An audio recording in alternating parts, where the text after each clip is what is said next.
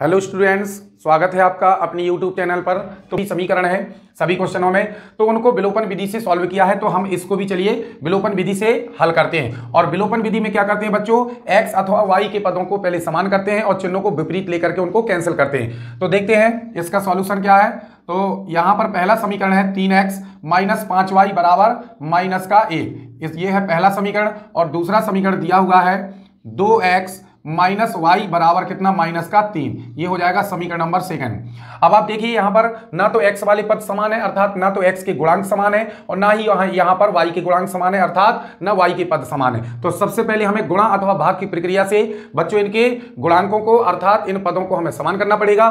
तो लिखेंगे समीकरण नंबर 2 में 5 का गुणा करने पर, तो यहां पर हमने 5 का गुणा किया तो यहां पर हो जाएगा 10x, यहां पर हो जाएगा 5y और यहां पर 5 तिहाई कितना 15 हो जाएगा। इसको हम समीकरण नंबर तीसरा मान लेते हैं। अब हम क्या करेंगे, समीकरण पहले और तीसरे को हल करेंगे, क्योंकि ये देखिए y के पद समान हो गए हैं, ऋण का 5y ऋण का 5y। अब चूंकि समान चिन्ह को समान चिन्ह वाले पदों को नहीं काटा जा सकता है, नहीं खत्म किया जा सकता, इसलिए चिन्ह का विपरीत होना भी जरूरी है। तो ऐसी अवस्था में हम क्या करते हैं, समीकरणों को एक से दूसरे को घटा देते हैं। तो यहां पर समीकरण नंबर 1 से चलिए हम तीसरे को घटा लेते हैं। एक समीकरण यानी पहला समीकरण हम ऊपर लिख लेंगे, तो 3x माइनस 5y बराबर माइनस 1, और यहां पर तीसरा समीकरण है 10x माइनस का 5y बराबर माइनस का 15। अब हम क्या करेंगे, घटाने की प्रक्रिया में चिन्ह बदल देते हैं पदों के, तो यहां माइनस हो जाएगा, यहां प्लस हो जाएगा, यहां प्लस। अब देखिए 5y से 5y कैंसिल हो जाएगा। अब माइनस का 10y और प्लस का 3x है, सॉरी माइनस का 10x और प्लस का 3x है। तो प्लस और माइनस के पदों को या संख्याओं को हम क्या करते हैं, घटाते हैं। तो सरल करते समय इनको घटाया जाता है, तो माइनस का बचेगा यहां पर 7x, क्योंकि माइनस के ज्यादा है इसलिए शेष जो बचेगा वो माइनस का होगा।